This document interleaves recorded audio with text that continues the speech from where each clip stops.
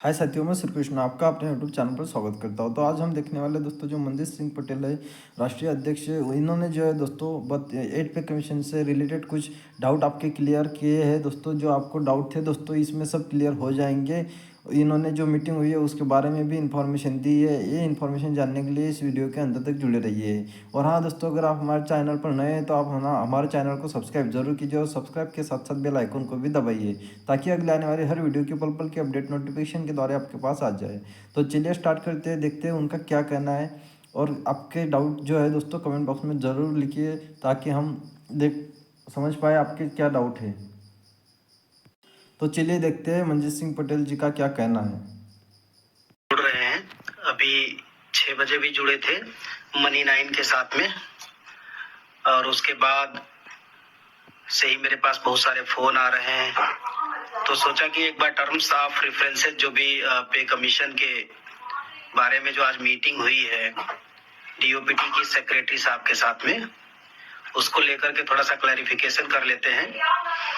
लेकिन उससे पहले आप सभी साथियों से एक गुजारिश रहेगी कि इस वीडियो को शेयर कर दें ताकि ज्यादा से ज्यादा लोगों तक ये आज की बातचीत पहुंच जाए। फिर मैं बात करता हूं कि जो आज की जो बैठक थी, टर्म्स ऑफ रेफरेंसेस मतलब क्या, एजेंडा क्या था आज की बैठक का। पे कमीशन, अभी बहुत सारे लोग कह रहे हैं कि ये डिमांड करिएगा, इतना फिटमेंट फैक्टर होगा। तो सबसे पहले भैया बता दूं, अभी कोई डिमांड वाली बात नहीं चल रही है। डिमांड तो तब होती है जब पे कमीशन बन जाता है ऑफिशियली, कोई एक चेयरमैन बनेगा, दो एक मेंबर होंगे, फिर वो अलग अलग फेडरेशंस के साथ या एसोसिएशंस के साथ, ऑर्गेनाइजेशन यूनियन के साथ बैठक करते हैं, तब फिर डिमांड जाती है। लेकिन इस बार का जिस तरीके से अनाउंसमेंट हुआ है, जिस तरह से आज बैठक हुई है, इसको देख करके मुझे पता नहीं क्यों ऐसा लगने लगा है कि इस बार पे कमीशन जैसे बनेगा ही नहीं। मतलब ऐसा लग रहा है कि जैसे कमेटी बनाई गई थी एनपीएस को रिव्यू करने के लिए, उसमें फाइनेंस सेक्रेटरी थे जो इस कमेटी के चेयरपर्सन थे, और बाकी लोग एक पीएफआरडीए के चेयरमैन थे, और एक डीओपीटी के सेक्रेटरी थे, एक डीओ एक्सपेंडिचर के साथ थे, डिपार्टमेंट ऑफ एक्सपेंडिचर के सेक्रेटरी थे शायद। तो 4 लोग थे। तो चारों ऑफिसर्स हैं जो पीएफआरडीए के चेयरमैन को छोड़ करके चारों वर्किंग ऑफिसर्स हैं, और वही लोग उस कमेटी को देख रहे थे। तो मुझे पता नहीं क्यों इस बार ऐसा लग रहा है कि जैसे इस बार cabinet secretary, finance secretary, expenditure secretary, DOPT secretary, DOPPW secretary, DFS secretary, इन सबको मिलाकर के ऐसे ही बैठकें होती रहेंगी। और मुझे पता नहीं क्यों ऐसा लग रहा है कि जैसे केवल जेसीएम के साथ बैठकें होती रहेंगी, सब कुछ जेसीएम हैंडल करेगा, ऐसा अभी फीलिंग आ रही है। आज की मीटिंग के बाद से ऐसी फीलिंग आ रही है। गुरमीत जी नमस्कार, मिल गया आपका। शैलेंद्र दास साहब नमस्कार, सुबोध जी नमस्कार। नमस्कार। एक बार और फिर से मैं आपसे गुजारिश करता हूँ, एक बार शेयर कर दिए, जितने ज्यादा लोगों तक पहुंच जाएगा मैसेज उतना अच्छा होगा। तो आज पहले भी मैंने बताया था कि टर्म्स ऑफ रेफरेंसेस एक तरीके से म्यूचुअल अंडरस्टैंडिंग है कि हम किन किन मुद्दों पे बात करेंगे पे कमीशन में। उसके पहले एक हम लोग शर्त बना लेते हैं, या कह लीजिए कि एक अनुशासन बना लेते हैं, डिसिप्लिन मेंटेन कर लेते हैं, मतलब एक दूसरे से कमिटमेंट कर लेते हैं कि हम इन टॉपिक पे रहेंगे, कैसे चलेंगे, ये तरीका होगा, इन मुद्दों पे हमारा पे कमीशन काम करेगा। ये एक तरीके से टर्म्स ऑफ रेफरेंसेस है। तो पूरा लेटर मैंने पढ़ लिया, पहले भी पढ़ चुका था, मैं पहले से आइडिया था भी। तो इसमें मैं आप लोगों को बता दूं, मैं पहले भी कहता आया हूं कि इस बार हमारी डिमांड रहेगी एक परिवार में 6 लोगों की, यानी 6 यूनिट को कंसीडर करने की। हालांकि ये जो लेटर है इसमें इन्होंने कहा है कि 3 यूनिट की बजाय 5 यूनिट। पहला ही इनका जो टर्म्स ऑफ रेफरेंसेस में पहला जो एजेंडा दिया गया है फैमिली यूनिट्स का, कि एक परिवार में कितनी यूनिट के आधार पर मिनिमम वेजेस बनाना। तो ये मुझे ठीक अभी भी नहीं लग रहा है कि 5 यूनिट नहीं बल्कि 6 यूनिट होना चाहिए। पहला ही पॉइंट मुझे बड़ा स्ट्राइक कर रहा है कि 5 का क्या मतलब है। एक बच्चा यानी पेरेंट्स हस्बैंड एंड वाइफ और उनका एक बच्चा और दो ग्रैंड पेरेंट्स। ये तो मतलब हम दो, हमारे दो वाले हमारा भारत है, तो 5 का तो कोई मतलब बनता नहीं है। मैं आऊंगा उस पॉइंट पर, यूपीएस के सुधार के ऊपर कोई चर्चा हुई है कि नहीं, अभी मैं उस पर बात करूंगा। सही सवाल पूछ लिया, तो अभी मैं इसको डिस्कस कर लेता हूँ, बाद में आप लोगों के सवाल ले लूंगा। एक बार फिर से मैं कहूंगा, आप लोगों से गुजारिश करूंगा कि शेयर कर दीजिए। दिनेश कुमार जी, मलिक रफीक साहब जम्मू कश्मीर से, पवन कुमार जी, रवि ठाकुर जी, नमस्कार, आप सभी को नमस्कार। तो ये बात हुई कि हमने 6 यूनिट की बात कही है, लेकिन हालांकि इस आज के मिनट्स में हमें 5 यूनिट देखने को मिली है एक परिवार में, मतलब 5 यूनिट के एक परिवार को कंसीडर करने की बात कही गई है। ये मुझे ठीक नहीं लग रहा है, इस पर हम बाद में बात कर लेंगे। उन्होंने एक पॉइंट लिखा है कि आज के समय में decent and dignified living wages तैयार करने के लिए, तो पहली बात तो यह है कि decent and dignified living wages तब तैयार हो पाएंगी जब 5 नहीं बल्कि 6 यूनिट को एक परिवार कंसीडर किया जाए, माना जाए। 6 लोगों से कम पर कोई मतलब नहीं कि 6 लोगों, अगर 5 लोगों पे करते हैं तो मोटा मोटा है, अगर 6 से 5 पे आते हैं तो हमारा करीब करीब 17-18% का नुकसान होगा। आगे जो तीसरा पॉइंट है वो बड़ा अच्छा पॉइंट है। अभी एक साथी क्वेश्चन भी पूछ रहे थे, उसमें ये कहा है कि नॉन कंट्रीब्यूटरी पेंशन स्कीम यानी कि ओल्ड पेंशन स्कीम को फिर से रिस्टोर किया जाए। ये सेकेंड पॉइंट है आज के जो बैठक हुई है उसमें। दूसरा सबसे बड़ा एजेंडा है जिसका लोगों को बेसब्री से इंतजार था। यूपीएस में या एनपीएस में किसी सुधार की कोई बात नहीं की गई है, सीधा नॉन कंट्रीब्यूटरी जो पेंशन सिस्टम था, जिसको हम ओल्ड पेंशन स्कीम कहते हैं, उसको फिर से रिस्टोर करने के मुद्दे को डालने की बात कही गई है।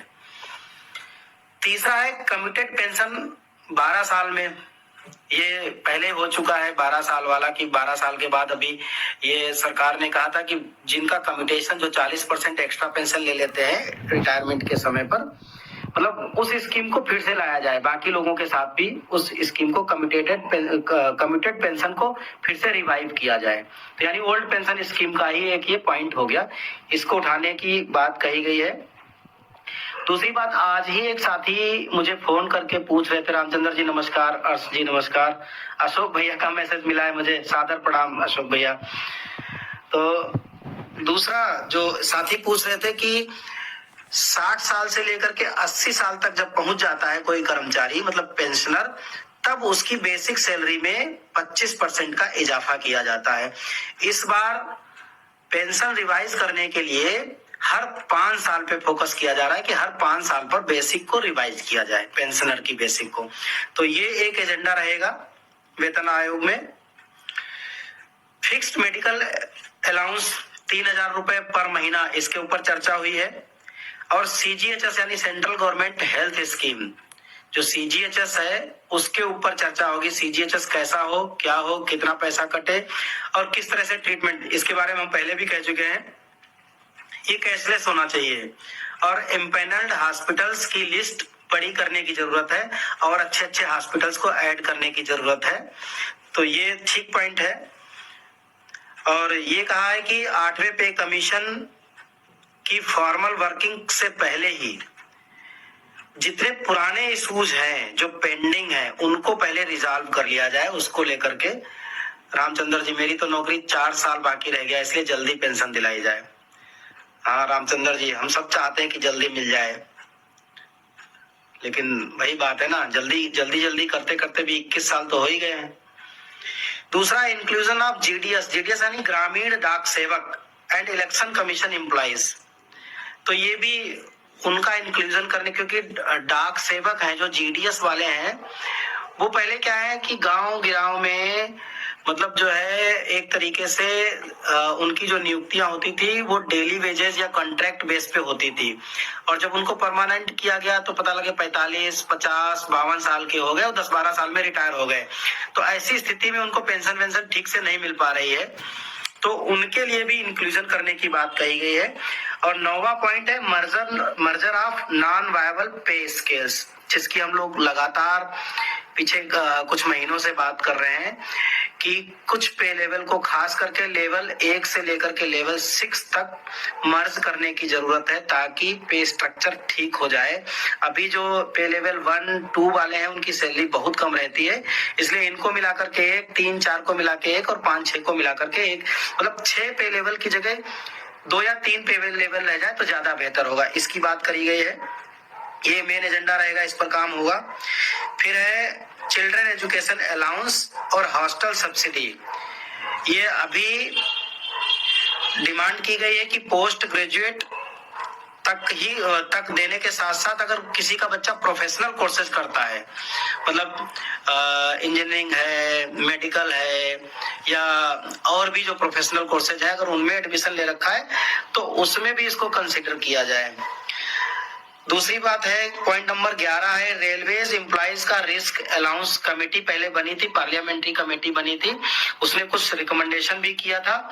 पता नहीं शायद वो रिकमेंडेशन अभी तक इम्पैनल्ड नहीं हो पाए हैं, उनको शायद कंसीडर नहीं किया गया है। तो रिस्क अलाउंस इसमें इस बार इस पर भी फोकस रहेगा पे कमीशन में।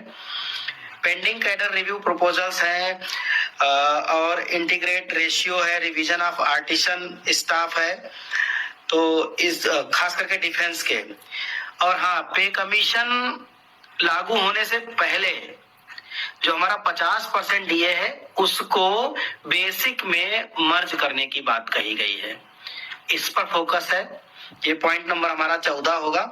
फिर पॉइंट नंबर 15 है grant of interim relief, DA की। जो डीए की रिलीफ है, मतलब जो 50% जो डीए है इसको मर्ज कर दिया जाए पहले ही, ताकि लोगों को अभी पे स्ट्रक्चर ठीक हो जाए और उसके बाद फिटमेंट फैक्टर आए, जो भी आना है, जैसे भी बनना है। एक और पॉइंट है इसमें, exemption of running allowance from income tax. Running allowance railway वालों को मिलता है, तो जितना भी उनको रनिंग अलाउंस मिलता है, पे कमीशन में इस बात की डिमांड रहेगी कि उसको इनकम टैक्स के दायरे से बाहर रखा जाए। अब मैं इसकी पूरी समीक्षा पे आता हूं। इस पूरे लेटर में बेसिकली 3 ही मिनिस्ट्रीज दिख रही हैं या डिपार्टमेंट दिख रहे हैं। पहला रेलवे, दूसरा डिफेंस और तीसरा पोस्टल। दुर्भाग्य की बात है कि इसमें सेंट्रल ऑटोनोमस बॉडीज का कहीं कोई अभी फिलहाल जिक्र नहीं है। ये सबसे बड़े दुर्भाग्य की बात है। और सेंट्रल ऑटोनोमस बॉडीज मतलब एक बहुत बड़ा ग्रुप है। पोस्टल, रेलवे, ऑर्डिनेंस या डिफेंस के लीजिए, इनके बाद सेंट्रल ऑटोनोमस बॉडी एजुकेशन यानी मिनिस्ट्री ऑफ एजुकेशन में है, हेल्थ में है, जल शक्ति में है, ऊर्जा मंत्रालय में है, मतलब तमाम मंत्रालयों में सेंट्रल ऑटोनोमस CSIR के हैं, यूजीसी के, मतलब बहुत बड़ा डिपार्टमेंट है।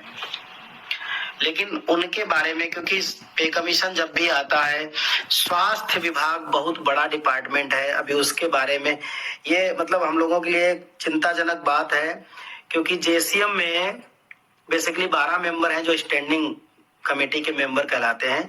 उन 12 में से 7 केवल रेलवे के हैं, 2 या 3 डिफेंस के हैं, एक पोस्टल के हैं, एक शायद इनकम टैक्स के हैं, एक शायद CPWD के हैं, सेंट्रल पब्लिक वर्क्स डिपार्टमेंट। बाकी लोगों का तो खैर रिप्रेजेंटेशन ही नहीं है इसमें। हमारे लिए तो सबसे बड़ी समस्या ये है कि कायदे से JCM को ही रिस्ट्रक्चर करने की जरूरत है। पहला काम तो यही होना चाहिए कि ज्वाइंट कंसल्टेटिव मशीनरी का जो स्टाफ साइड है उसी को रिस्ट्रक्चर किया जाए, क्योंकि जब ये 1968 में बना था, मुझे नहीं लगता कि तब से इसको रिस्ट्रक्चर किया गया होगा। तब जो डिपार्टमेंट होते थे, आज की डेट में तमाम वो डिपार्टमेंट के नाम बदल गए, कुछ डिपार्टमेंट खत्म हो गए, है ही नहीं वो डिपार्टमेंट, तमाम मिनिस्ट्री बदल गई। लेकिन इसमें जो रिप्रेजेंटेशन है वो अभी ना तो तर्कसंगत है ना ही जस्टिफाइड है। तो मुझे लगता है कि सबसे पहले इसको ही रिस्ट्रक्चर करने की जरूरत है, ये पहले रिस्ट्रक्चर हो। दूसरी सबसे बड़ी बात, यूनियन टेरिटरी जो वस्तुतः केंद्र शासित राज्य है, हमारे यहाँ 8 केंद्र शासित राज्य हैं, इस समय केंद्र शासित प्रदेश हैं, और वो सभी, अमित ठाकुर पूछ रहे हैं जब सुनोगे नहीं, सर आप वर्तमान में यूपीएस में संशोधन के लिए मांग कर रहे हैं या ओपीएस बहाल करने की, सुनोगे नहीं तो कैसे पता चलेगा? देर से आए हो, क्वेश्चन पहले दाग देते हो भैया। सुन लो, पॉइंट नंबर 3 है ओल्ड पेंशन स्कीम को फिर से रिस्टोर किया जाए। ये पॉइंट नंबर 3 एजेंडा है, सबसे बड़ा एजेंडा है इसका। अब मत पूछिएगा प्लीज, या तो क्वेश्चन पहले से सारे क्वेश्चन देख लीजिए। खैर, हम आते हैं अगले पॉइंट पर। हमारा कहने का मतलब है कि जब तक जेसीएम में सही से रिप्रेजेंटेशन नहीं होगा डिपार्टमेंट्स का, तमाम डिपार्टमेंट्स की जो मतलब जो जरूरतें हैं वो उपेक्षित रहेंगी। हाँ, अच्छा, अनिल कुमार जी कह रहे हैं कि कोई तो ऑटोनोमस बॉडी की बात किया, नहीं किया ना। मैं तो ये कह रहा हूँ अनिल कुमार सिंह जी कि ऑटोनोमस बॉडीज की बात ही नहीं की गई। मैं इस मुद्दे को लगातार उठा रहा हूँ पिछले कई साल से। हम तो पूरे जेसीएम को रिस्ट्रक्चर कराना चाहते हैं, पूरे जेसीएम को रिस्ट्रक्चर, क्योंकि जब जेसीएम बनाया गया उस समय जो डिपार्टमेंट थे, आज तमाम डिपार्टमेंट ही नहीं बचे। कुछ के तो नाम बदल गए, कुछ तो मिनिस्ट्री खत्म हो गई, वो उनके नाम ही अलग अलग हो गए। तो इन सबके रिप्रेजेंटेटिव है ही नहीं उसमें। 12 लोग हैं, आज देश की आबादी 140 करोड़ है, 1 करोड़ से ज्यादा एम्प्लॉई है, तमाम पेंशनर है। तो मेरी तो समझ में नहीं आता है कि इस पूरे चार्टर में या पूरे मिनट्स में सिर्फ 3 डिपार्टमेंट दिख रहे हैं, रेलवे, डिफेंस और पोस्टल। अब बाकी ना सीपीडब्ल्यूडी, ना इनकम टैक्स, ना ऑडिट डिपार्टमेंट, कोई नहीं है। ना एजुकेशन है, ना टेक्निकल कैडर है, ना फार्मासिस्ट है, कुछ भी नहीं है। खैर, वो कैडर वाइज जाएंगे तो बहुत लंबा हो जाएगा, कैडर वाइज जाना भी नहीं। लेकिन इम्पोर्टेंट ये है कि हम जेसीएम के स्वरूप को रिस्ट्रक्चर करने की आवाज जरूर उठाएंगे, ताकि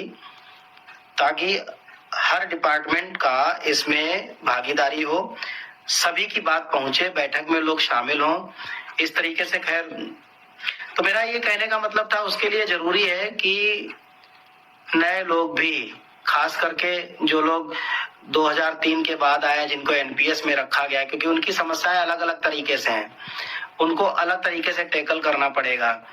वो जरूरी है कि अब वो तभी पॉसिबल हो पाएगा जब ये रिस्ट्रक्चर हो, हम लोग जैसे लोग पहुंचे वहां तक। लेकिन ये इतना आसान नहीं है, बहुत मुश्किल काम है। लोग समझते हैं भारत सरकार कभी भी दूसरे लोगों से बात करेगी नहीं, वो बात करेगी, इसमें पूरा सेंट्रल ऑटोनोमस बॉडी ही पूरा गायब है, तमाम जितने रिसर्च इंस्टीट्यूट हैं वो पूरे गायब हैं, क्योंकि मतलब जो है जैसे पीएसयूज हैं, तमाम जगह पे स्केल वही है। यहाँ तक कि मतलब जो है यूनियन टेरिटरीज के एम्प्लॉइज केंद्र से ही नियम जाते हैं, यहाँ तक कि सैलरी भी केंद्र सरकार देती है, उनके रिटायर्ड पर्सन्स को पेंशन भी सेंट्रल गवर्नमेंट देती है, लेकिन उनका रिप्रेजेंटेशन नहीं है। ये एनोमली बनती रहेंगी और फिर पता चला कि एक दिन ऐसा होगा कि उन लोगों को अलग से आवाज उठानी पड़ेगी और अलग से आंदोलन करना पड़ेगा। हाँ, अनिल जी कह रहे हैं फार्मासिस्ट, हाँ मैं जानता हूँ, फार्मासिस्ट वहां भी है, डॉक्टर्स भी हैं वहां पर, नर्सेज भी हैं, अस्पताल भी है, रेलवे एक बहुत बड़ा, रेलवे अपने आप में एक पूरी दुनिया। लेकिन मेरा कहने का मतलब ये है कि इन डिपार्टमेंट्स की भागीदारी होनी चाहिए। जब तक ये भागीदारी नहीं है, खैर आज का हमारा जो आज लाइव आने का जो एजेंडा था वो यही था कि जो 15 पॉइंट है, जो आज की पे कमीशन की जो टीओआर है, टर्म्स ऑफ रेफरेंसेस की जो मीटिंग है, उसमें कौन कौन से 15 पॉइंट थे उनको डिस्कस करना था, क्योंकि लोग बार बार पूछ रहे थे।